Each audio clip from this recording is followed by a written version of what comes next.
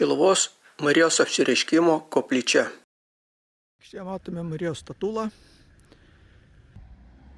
Aikštėje matome Rožančiaus slėpinių stotis.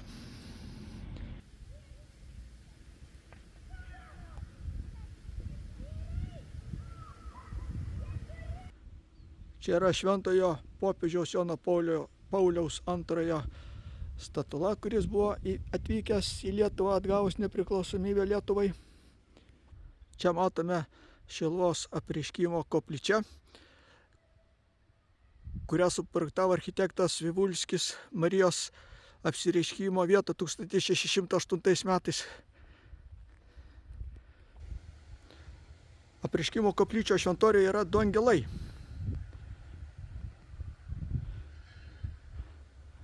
Skulptūrų autoriai antiniai, tėvas ir sūnus, o architektas, kaip čia parašyta, Vladas Eimutaičius, pastatyta 1999 metais.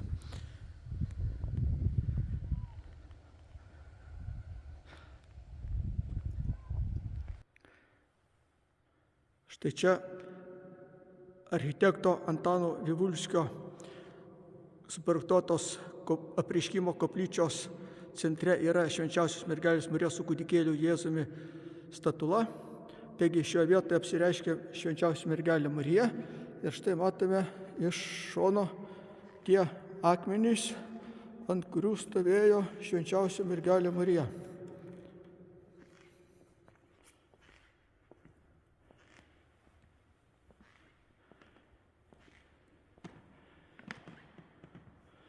Taigi šioje vietoje, kurį laiką stovėjo airių dovanota mergelės Marijos statula, ją planuoja dabar vėl čia sugrąžinti žmonėms prašant.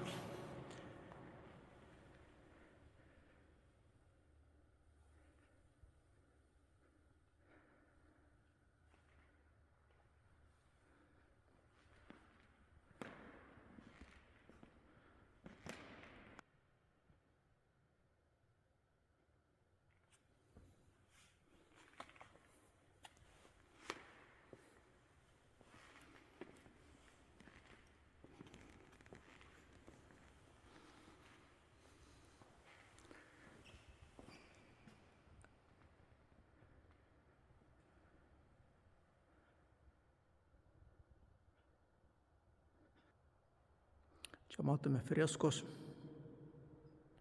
Virš vargonų tai Maironis šventina kertinį akmenį.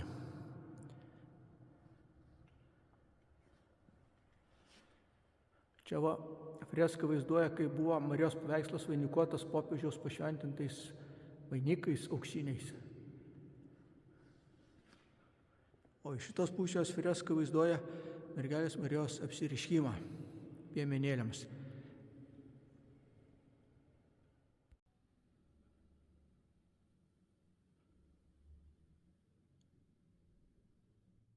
Šiluvos muziejus.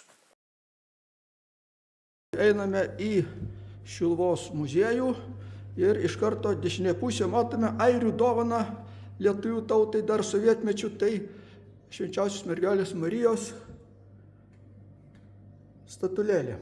Čia va parašyta apačioje, jau patys paskaitykit, kas čia parašyta.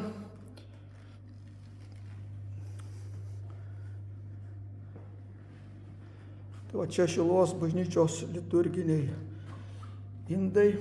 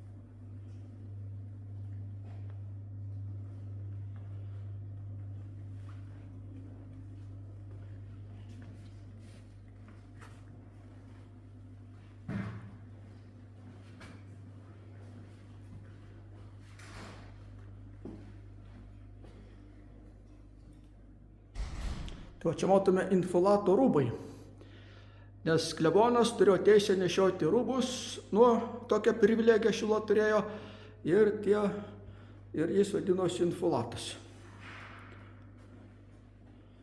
Čia Petras Simonas Gedgaudas, o čia apačioje yra skrynia, kurioje buvo rastas, senelis buvo aklas senelis, parodė, kur ta skrynia ir ten buvo paslėpti bažnyčios reikmenys.